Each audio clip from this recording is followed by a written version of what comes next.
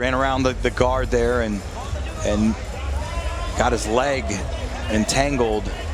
Dante's got a bite on that ankle.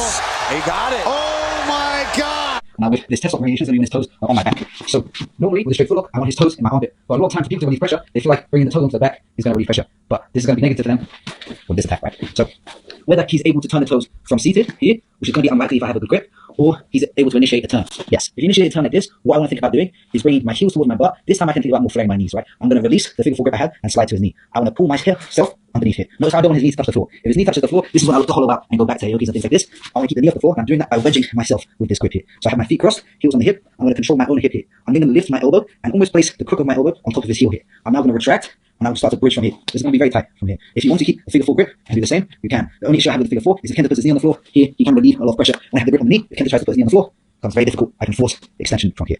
So this can even happen if we just entered and Kenta just changed the orientation state on the knee, but he just turned his leg this way. Right now his foot is side on with me. So now we're going to look at controlling the knee. I'm going to hamstring curl, and I want to lift my elbow and close on top of his heel. I can keep my hand flat on my stomach, and I look at flaring the knees and bridging. So I kind of want the blade of my front almost on his shin here. The training partner should feel almost as if his shin is going to snap. You can notice if you've seen Dante versus Mika at the last ADCC, this is how Dante managed to tap Mika with this side ankle almost shin breaker position, where he's able to force this bend in the knee and then start to bridge through the side here. So we can either do this in rotation. So as Kenta starts to rotate here, I'm catching here and here, and I'm staying nice and sticky. If Kenta keeps rolling, as long as I'm keeping this roll all the way through, as long as I'm staying nice and sticky, I'll be able to finish from here. Right? It's just me really pulling this knee towards my chest from here with this grip.